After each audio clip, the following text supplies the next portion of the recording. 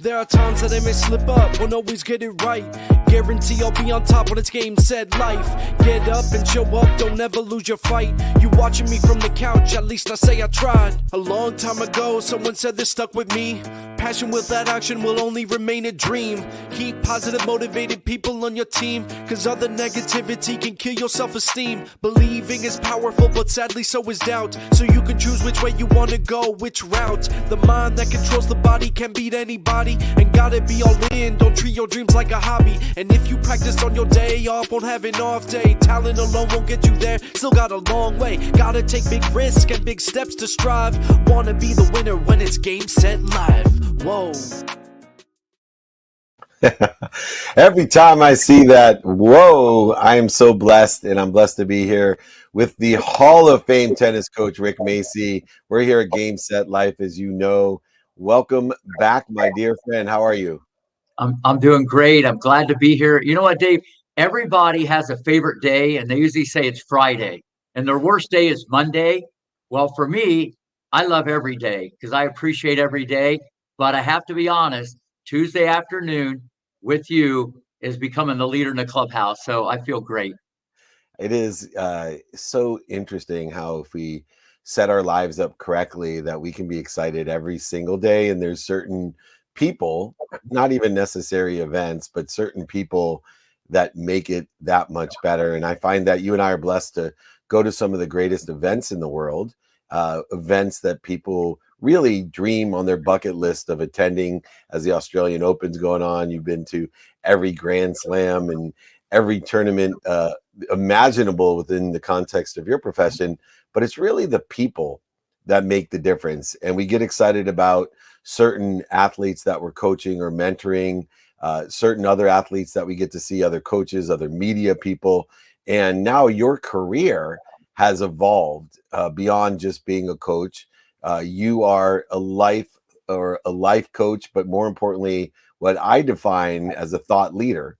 And I love the fact that the new mediums available to us, not just traditional media, but now through social media, that we get exposure to the thought leaders of the world that never before could we ever approach, let alone ask questions and be available to. So for you, how has that impacted your life, that you're now not just a legendary tennis coach, but a thought leader, a world thought leader?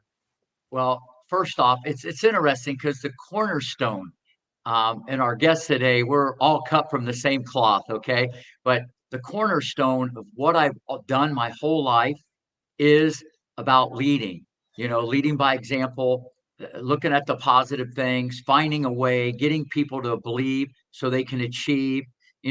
That's been the cornerstone. It's not the biomechanics or the technical or the footwork. That's all, comes with the territory. But it's those qualities that I feel has helped me get the most out of young people to believe and do things they never thought they'd be able to do. But to be able to learn from others like yourself and to have access to this and just keep growing and getting better. So that's why I'm really excited with John Gordon today, because this is like amazing. Yeah, we're so blessed to be around the greatest people with the biggest spirits of excellence. I had an interesting interview earlier today, and I was just so excited that we would be together as you are every Tuesday. And it's something that you and I are born under the same cloth, as you say, Buckeyes. We're going to grow into big oak trees. And we're both from Ohio, and there's a different energy and culture about Ohio, especially when we grew up.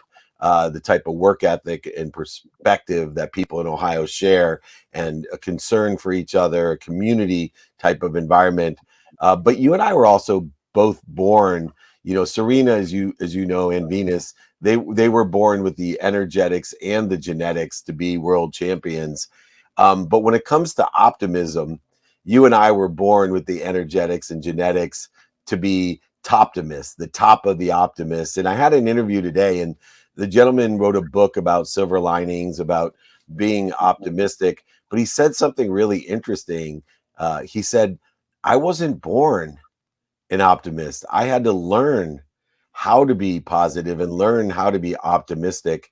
Have you run into these types of people in your career, and what have you been able to do to, for you and I who are born into optimism, what were you able to do to teach them to be optimistic and positive? Well, first off, great question. No, all the time, because people, a lot of times, they're going to look at things negative, and we get all these emotions, and we get that feeling shooting through our body, and we get all this negativity coming into us, and then we got to make a choice. And I just try to educate, whether it's a kid, doesn't matter if they're 8 years old, doesn't matter if they're 10, it doesn't matter if it's a parent. What I try to do is motivate them, and I don't even let them go there. I always look at the positive, even if they make a mistake. I look at it, very differently. And I try to lead by example. And I think that just rubs off on these kids in a different way. And like I said, the more that I can be like that, which I am all the time, I always just look at the positive. And some parents just want their kids around that type of environment. But even the parents, they don't realize that greatness has so much positivity. It's unbelievable. But we let everything else influence us. But no, first of all, that's a great question, because to me, as a coach and a mentor and a father figure and a role model, I look at it with a lot of pride that that's my obligation. But I don't go out and do it. I've just done it for so long and been so consistent with that mentality. What you see is what you get, So that's kind of how I am. And I love the feeling of helping others, because the more that you can do that and influence them, it's going to come back to you many times over.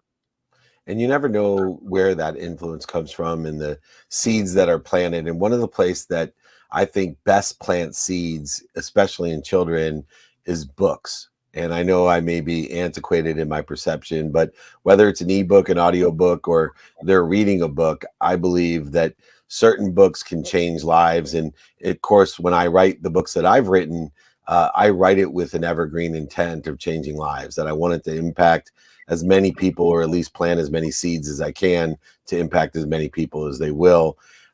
For you, do you have a book list, or do you have, a top three book recommendation for people when they want to impact their mindset? You have any books that you would recommend? Well, before I answer that, I am an open book. It's like what you see, what you get. This is me. And people always say, "Why are you always so upbeat and positive?" This is me. Okay, it works for me. But to answer your question, number one, back in the day, mental toughness training by Dr. James Lair, one of my best friends, a mentor when I, in the early '80s at Greenleaf. That was huge. And then we talked about this before, the inner game of tennis with Tim Galloway, even though that is tennis related, very different. It's all about looking at this through a different lens. So those would be my top two. And then obviously there's a book, and the guy has a lot of potential. His name's Rick Macci. It's called Macci Magic: Extracting Greatness from Yourself and Others. So, a lot of great nuggets in there about everybody I coach, but just how I grew up in Ohio, and, it's worked for me, and just looking at the world through a different lens and empowering other people. So those would be my top three, and probably even in that order, because the book that I wrote was just being able to share that with other people, which was great. And other great things are the amount of opportunities, options, and touches of favor. And everybody knows the amplification of your brand and notoriety from the movie King Richard and your relationship with the greatest tennis players in the world. But now you have to field a ton of different opportunities. And one of the things that changed in my life as well, we had talked about this offline, is that, we really kind of went from what I call a second tier celebrity where, it's like, hey, have you heard of Rick Macci? Oh, who's that? Or, the Hall of Fame tennis coach. Oh, yeah. And now since the movie, you mentioned the name Rick Macci and everybody goes, oh, yeah, Serena, the greatest tennis coach of all time, or whatever else they think. And you move from that second tier where you have to explain, oh yeah, he was the CEO of Lee Steinberg, or, he ran Samsung phone division, or he wrote this book, or he does this, to no explanation needed.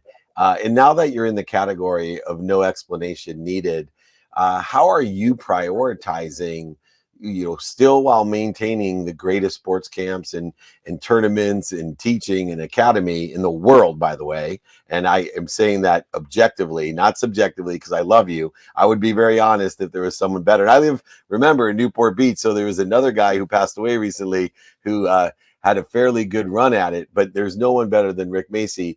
With all the different options and opportunities that you have, how are you prioritizing it while still growing the best tennis academy and teaching in the business?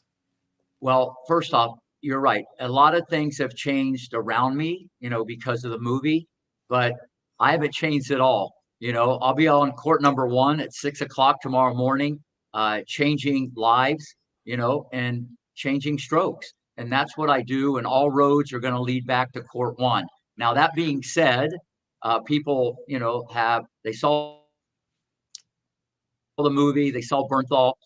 My mustache was a little piece of astroturf. This guy had a big shrubbery on his face. So other than that, we kind of talked the same and had the same energy. So people now have reached out to me, and now that they've got to see me other than on court 1, because Dave, I don't leave the nest. I do this 50 hours a week, anybody, anytime, anywhere, 80 years old, the #1 junior in the world, if you're on the pro tour. So this is kind of what I've done. And people that have seen that, experience on my court, they know me.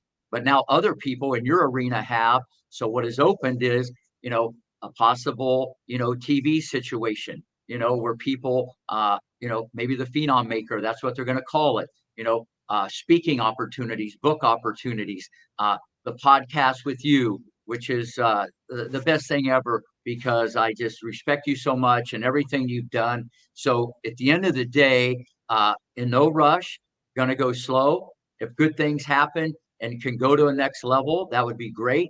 But if not, I'm the happiest guy in the world. I'm going to get up tomorrow at 3 o'clock. I'm going to run a half mile. I'm going to be on the court at the same time.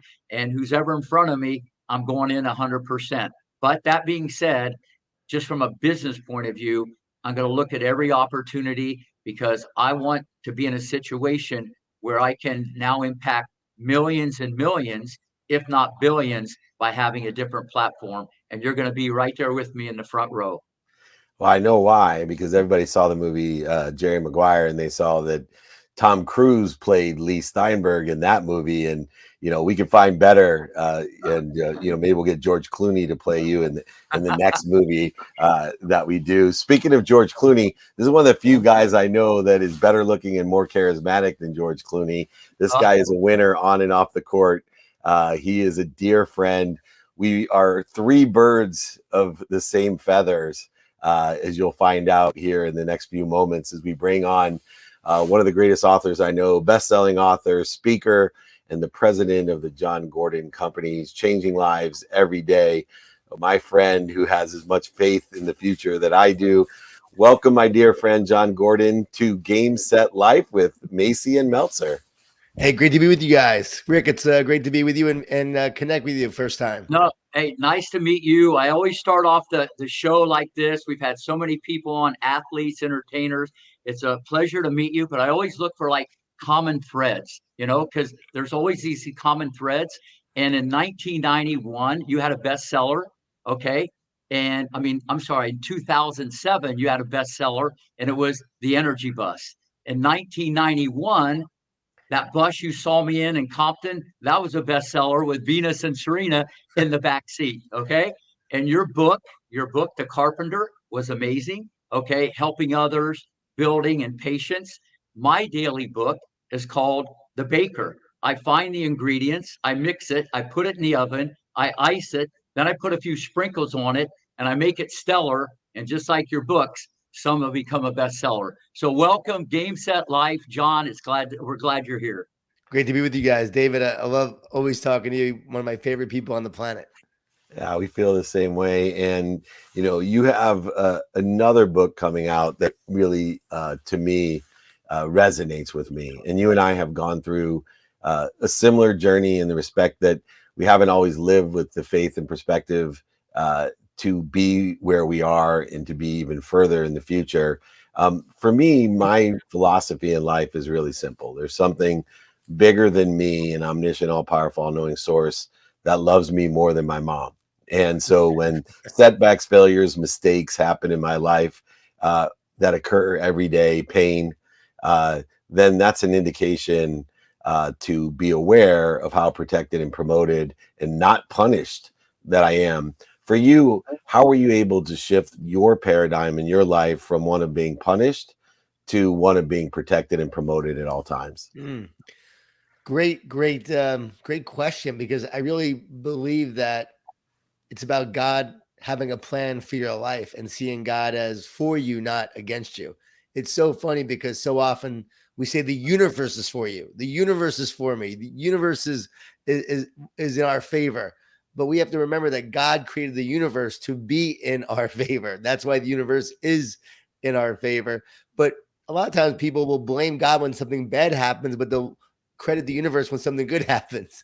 And so for me, it's about believing in the creator of the universe. And there came a point where I stopped looking at my mistakes. I stopped looking at my challenges as challenges, but as opportunities. I was here to learn. I was here to grow. I was here to improve. I was here to get better.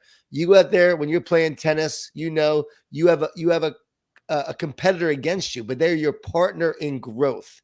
So everything that you're competing against in life, everything you're facing is actually your partner in growth. Rick, my son was a tennis player, competitive tennis player, junior player throughout Florida, wind up going to IMG for 2 years. That's a whole other story. But I'm not going to get out. That's okay. I understand. yeah, but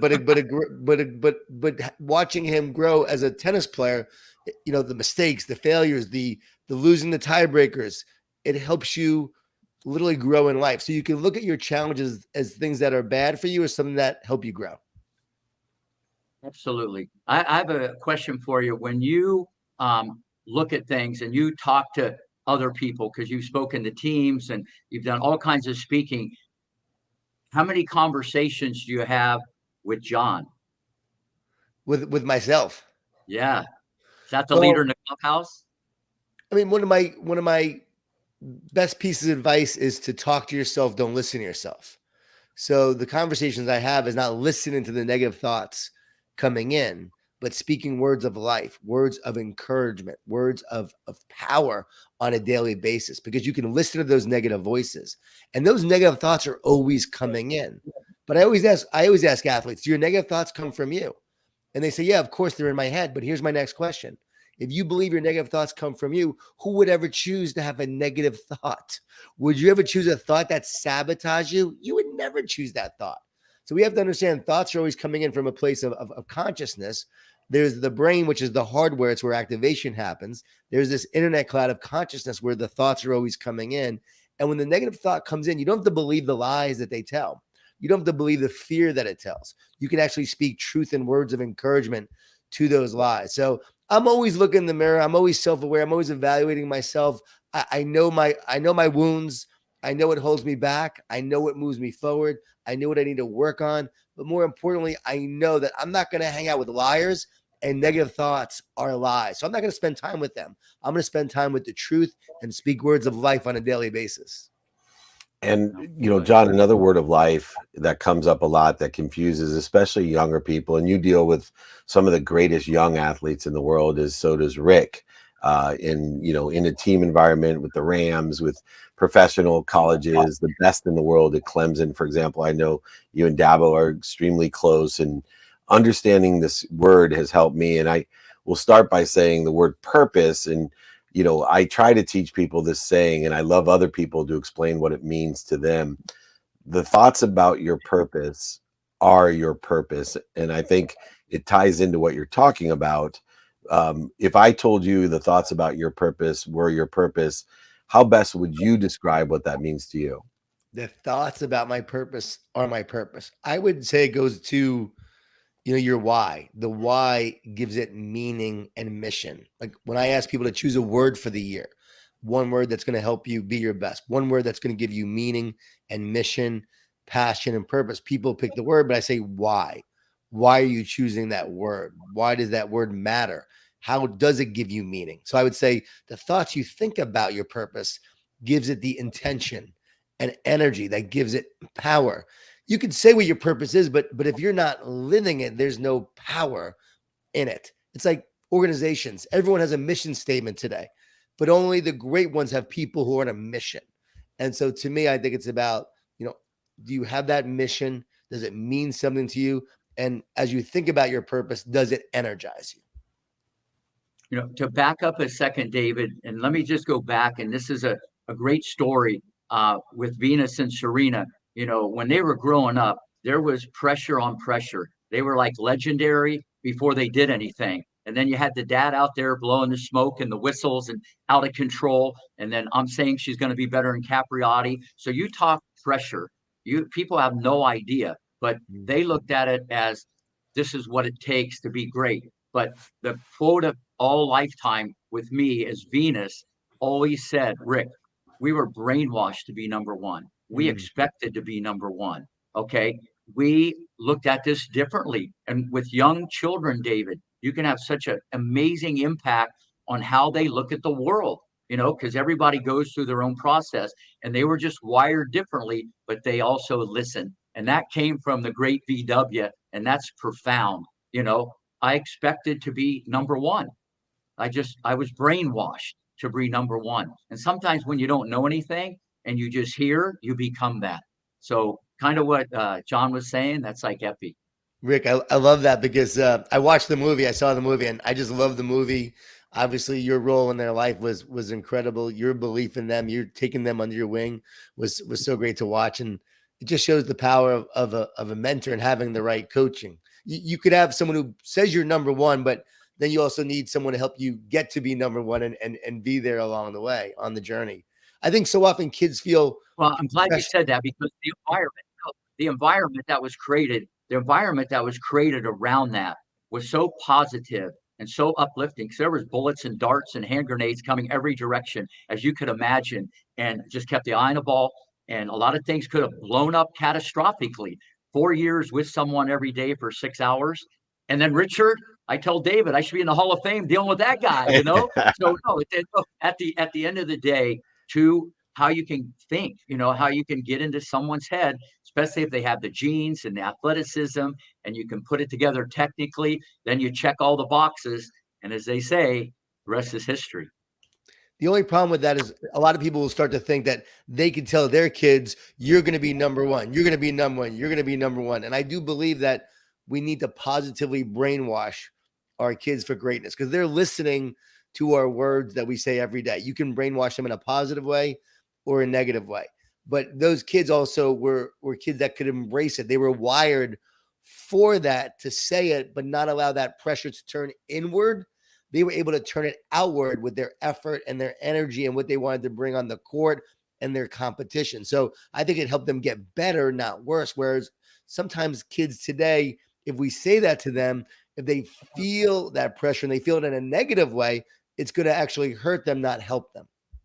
But it's also interesting, David. I've never had two students work any harder than Venus and Serena. So there's another little caveat that kind of goes along when you go to Mount Rushmore. You just don't get that certificate. It's so true. And, my mom, I always said, set me up for the same challenge when she kept saying how smart and gorgeous I was. And so I understand parents putting way too much pressure on a lower bar in your life, but I did the best with what I had. Speaking of doing the best with what I had, all three of us are Toptimists. We started off, Rick and I, talking about Toptimism, the top of the optimists. And you have an incredible podcast. And I suggest you bring on the Positive University podcast someone like a Rick Macci who can teach positivity, and I'll make that connection for sure. But we were talking about teaching people to be positive. See, I have a feeling that you join Rick and Macci in being genetically and energetically inheriting a happy gene or a positive gene. I certainly have. I'm the top of the optimist, and I just can't help myself. But you help so many companies, the biggest ones in the world, the biggest teams in the world, and the individual athletes in the world. And not all of them are born positive. What do you do to teach somebody positivity that isn't born into the great kingdom that we were of being positive? Well, Dave, I got to tell you, I'm not naturally positive. So as you're saying there you that, go. I wish I was more like you and Rick naturally, but I'm not. And I think I've become a good teacher because I know what it took for me to become a more positive person. I literally would get up every day when I decided to be more positive, when my wife was going to leave me because I was so miserable and We negative. have Back that when I in was common. 31 years old. I'm 31. My wife's like, if you don't change, we're over. I had 2 little kids and I was not handling the stress well. And it was at that moment where I said, okay, I got to change. So I took a walk every day and practiced gratitude, because the research shows you can't be stressed and thankful at the same time. So every day I would take these walks of gratitude, practicing gratitude, saying what I was thankful for out loud. As I'm walking, I would come back. I felt alive. I felt energized. I was creating a fertile mind that was ready for great things to happen. And what I've learned over the years is I rewired my brain from negative to positive. And so I teach it now in terms of you got to feed yourself every day in order to feed others. Because if you don't have it, you can't share it. And positivity is like a muscle. And we're not talking about fake positivity. This is about grit, optimism, belief, resilience, like seeing a brighter and better future. And the research from Duke University shows that optimists work harder, get paid more, and are more likely to succeed in business and sports. And what they found was that because they believed in a brighter and better future, they took the actions necessary to create it. It becomes a self-fulfilling prophecy. It makes sense, right? What we believe determines what we create. So I teach how to be more positive with appreciation and gratitude and talking to yourself instead of listening to yourself, having a vision and purpose. And then also the keys in terms of how negative thoughts make us not positive, how they bring down and really de-elevate our state of mind.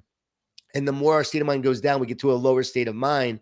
We have more fear, more anxiety, more doubt, more clutter, more thoughts.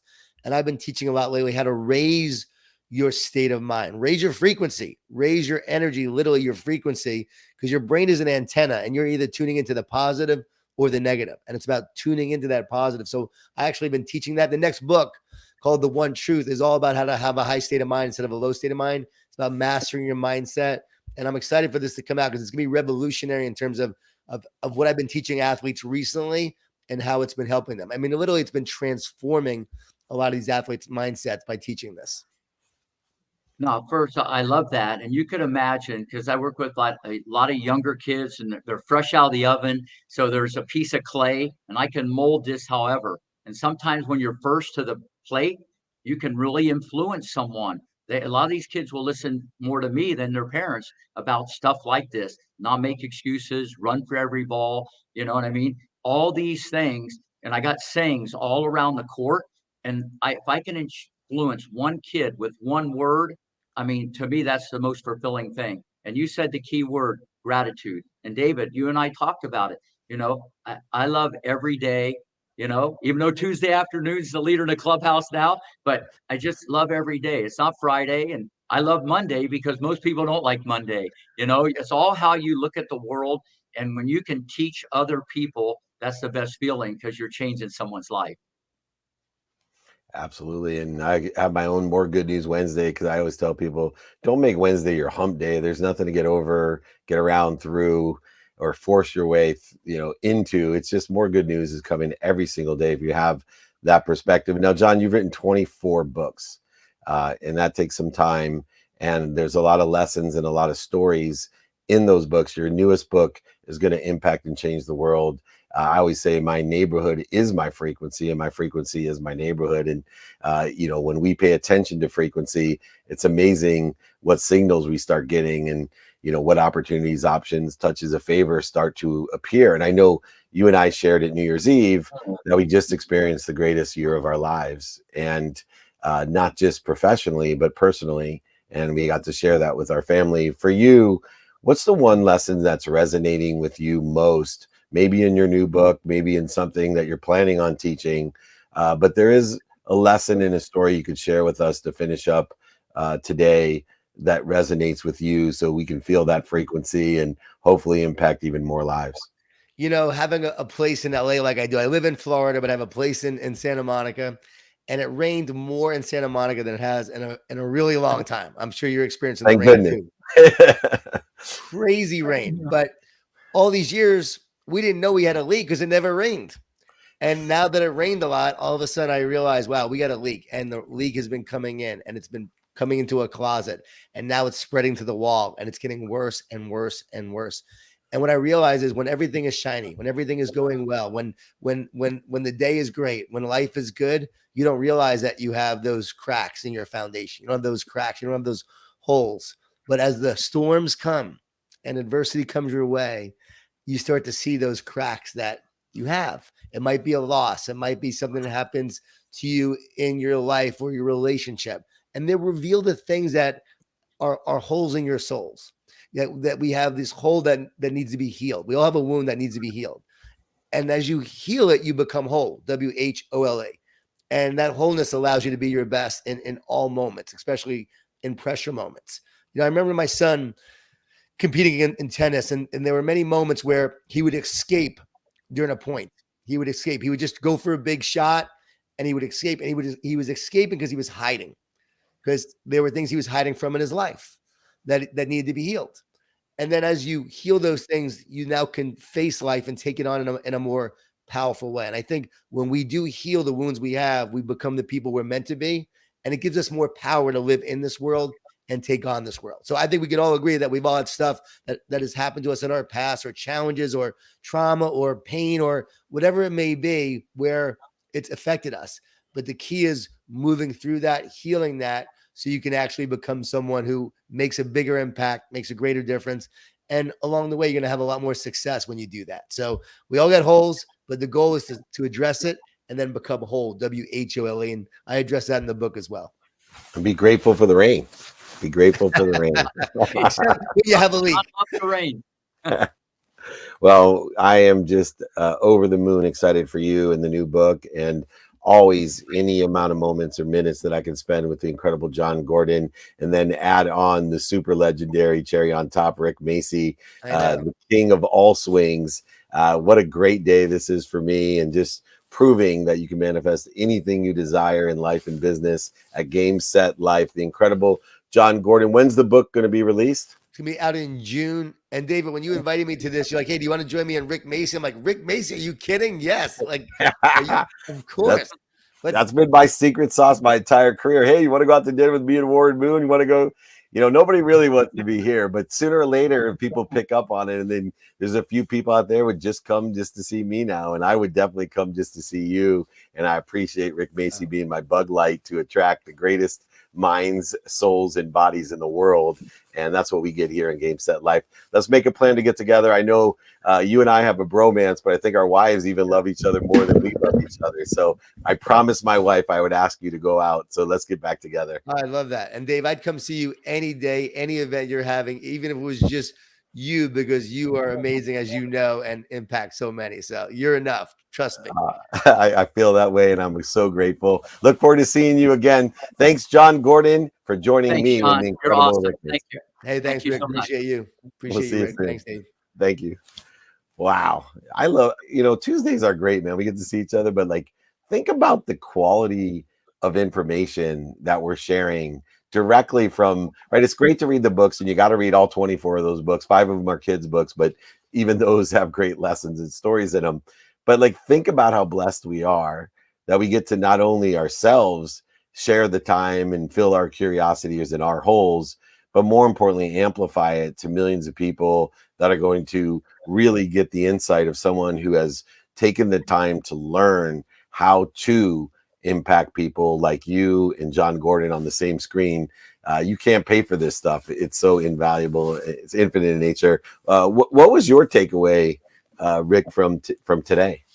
Well, first off, everybody says gold's at an all-time high. There were so many gold nuggets from John. I don't even know where to start. I mean, this guy can articulate it so well. And if people just take a step back and take out little microscopic things that he said and start to get into a routine and structure, I love this guy. Okay. Even though he went to IMG and his kid never came to me. Hey, I don't look in the past. I look forward. But no, listen, the guy's unbelievable. And I would go listen to him speak anytime, anywhere. Yeah, me too. And it was a blessing to have him on. Was there one particular thing that he discussed that really resonated with you? He dropped so many gold nuggets. Yeah, no, the way when everything is almost taken any negative and turn into positive, stuff's going to come at you. You got to deal with it. Okay. It's not the end of the world. It happens to everybody. No one starts at the mountaintop. It's one brick at a time. He all talked about the failure to succeed. And this is what people have to do. You got to have patience, weather the storm, hang in there, even if it's raining in your closet, like in California, and that's my big takeaway. And I think that goes across the board, sports, business, any walk of life. And if people would just dive into this and start chipping away, they would be even more happy with themselves, and it changes everything. Yeah, I share that sentiment, and I think about the rain, or analogously, the pain, right? Rain and pain are indicators that I have a better place to be. They're indicators of where those holes are so I can become whole. And those holes are spelled differently, from HOLE to WHOLE. And the wholeness and the oneness that's created, and the power that's created by addressing the leaks, addressing the pain and the rain in our lives, and understanding and learning the lessons. There's an old Sanskrit list of how to be human, and one of those lessons of how to be human is that pain is an indicator of lessons to learn, and the lessons will keep on coming until you learn them. And we're learning so many lessons here today. All right, we got one last question, then I'm gonna let you go in the productive, accessible. Dave, I got one question for you. Even Sure. though the energy bus was a bestseller, you have to admit that bus I got in Compton, there was a lot of energy in that in the future. Oh yeah, I love those scenes, especially when Richard like pulls up and leaves the girls, and it just reminds me of my dad, who was a little bit old school in the way that he taught things. It would be absolutely socially unacceptable today, and they probably call children's services on my father, but he taught me a lot of Buckeye grit, I'll tell you that. And people may or may not agree with those types of disciplines. I'm gonna ask a fun question to end up, because you and I have been circling around movies for a long time, and I'm sure you and I are going to executive produce movies together. You have some great stories to share, and I'd love to be a part of amplifying those stories about some great lessons that you and some of your clients have learned over the years, the biggest names in tennis, for example. But I'd love to know, what's your favorite sports movie and why? Yeah, well, it's easy. It's a little old school, it's Rocky. I just like even Rocky 3. I like the underdog. I like, coming from nowhere and becoming the best. And if you think about it, that's kind of like the Williams from Compton. You know what I'm saying? And but that would be, to me, the best I've ever enjoyed. It was very motivating. Anything that's motivating, but Rocky would be my favorite. It's so funny you say that, because a lot of people would think that Rudy, I've done a lot of different projects with Angelo Pizzo, David Anspaugh. They did Hoosiers and Rudy, and we did a movie called The 500 about Carl Fisher, the best entrepreneur I know that created the Indy 500. Unfortunately, it was the 2008 era, and we never got it out for the 100th anniversary. But someday people will see that multi-million-dollar film, The 500, as well. But I am not surprised that my favorite sports movie is Rocky 1 through 5 and Creed 1 through 3 now. I will tell you that there was one day that my genetic and energetic positivity was being challenged, and it's when I had to, from claiming bankruptcy, not only move from the homes that I owned and the golf courses and ski mountains to a rented house with rented furniture and a car, but worse, I had to tell my mom, who was the only reason I ever wanted to be rich, to buy her a house. I had to go tell her that I had lost everything. And in my stupidity, I'd kept her house in my name. So I had also lost her house. So she had to move.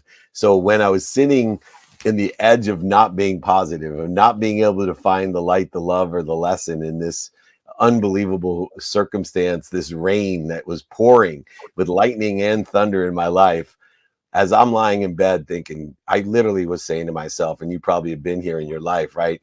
If I can look up, I can get up. If I can look up, I can get up. So I'm looking up, and I turn the TV on, and there, guess who was there? Rocky, at the end of the fight, looking up, getting up. He bloodied, the worst, makeup in the world today. We would laugh at that type of makeup. I'm crying in my bed. And my wife walks in, and I'm crying and watching Rocky, and she's like, "Hey, you got to snap out of this." And I said, "No, you don't understand. I'm getting up. This is my start. I'm going to get up and make this better." So as much as you would That's think awesome. Rudy would be my story, coming from an average Division III football player who gave his best just to be a part of a team and get a few plays on the field in college when nobody thought I could. My famous love of all sports films is not Jerry Maguire. It's not Rudy. It's Rocky, like the great Rick Macci, who's a Rocky in my life. And if we can look up, my friend, we can get up, and others will. They may laugh at us, scoff at us, and make fun of us, but eventually they'll applaud us. And that's what I'm doing today, applauding Rick Macci for creating this great show, Game Set Life. I just can't wait to see what you do next, my friend. Thanks for joining me. All right, Dave. We'll see you soon. You're awesome. All right, everyone. We're blessed to be here. The incredible Rick Macci. If anybody wants any information on Rick, it's info@rickmacci.com. If you'd like me to send you a book, sign it, pay for shipping in the book, david@dmeltzer.com. I'm always happy. Thank you to John Gordon. Thank you to Rick Macci. Thank you to our producer, Matt Mendoza. Thank you to everyone. But remember, most importantly, be more interested than interesting. Be kind to your future self and do good deeds. We'll see you next week. There are times that I may slip up, won't always get it right. Guarantee I'll be on top when it's game, set, life. Get up and show up, don't ever lose your fight. You watching me from the couch, at least I say I tried. A long time ago, someone said this stuck with me. Passion without action will only remain a dream. Keep positive, motivated people on your team, cause other negativity can kill your self-esteem. Believing is powerful, but sadly so is doubt. So you can choose which way you wanna go, which route. The mind that controls the body can beat anybody, and gotta be all in, don't treat your dreams like a hobby. And if you practice on your day off, won't have an off day. Talent alone won't get you there, still got a long way. Gotta take big risks and big steps to strive. Wanna be the winner when it's game, set, live. Whoa.